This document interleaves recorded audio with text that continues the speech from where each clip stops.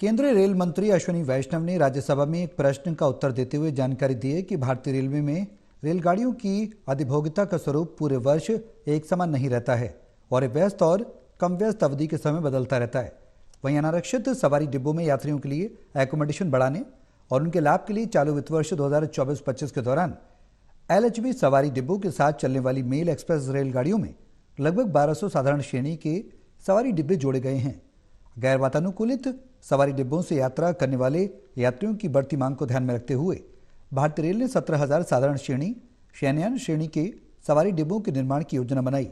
जानकारी के मुताबिक रेलवे बेड़े में 56,000 नॉन एसी कोच हैं। भारतीय रेल में जो कोचेज हैं उसको लगातार हम लोग बेहतर करने में लगे हुए हैं। इस समय भारतीय रेल में 79,000 के आसपास कोचेज हैं।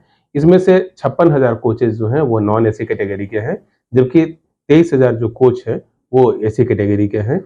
इस तरह से आप देखें तो नॉन एसी और एसी कैटेगरी के कोचेज का जो अनुपात है वो 70:30 का है। पहले अनुपात 66:34 का था।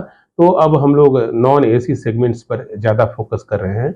हमारी कोशिश है कि जो हमारे आम यात्री हैं जो रेलवे की सेवा लेते हैं उनको हम ज़्यादा से ज़्यादा फैसिलिटेट कर सकें, और इसीलिए अब फैसला भी लिया गया है कि जितनी भी लंबी दूरी की जो गाड़ियाँ हम लोग नई इंट्रोड्यूस करेंगे या चला रहे हैं उसमें 12 कोच जो है वो जनरल क्लास और स्लीपर क्लास का रखेंगे, जबकि 8 कोच जो है वह एसी क्लास का रखा जाएगा और इसी कंपोजिशन से अधिक रेक का निर्माण किया जाएगा।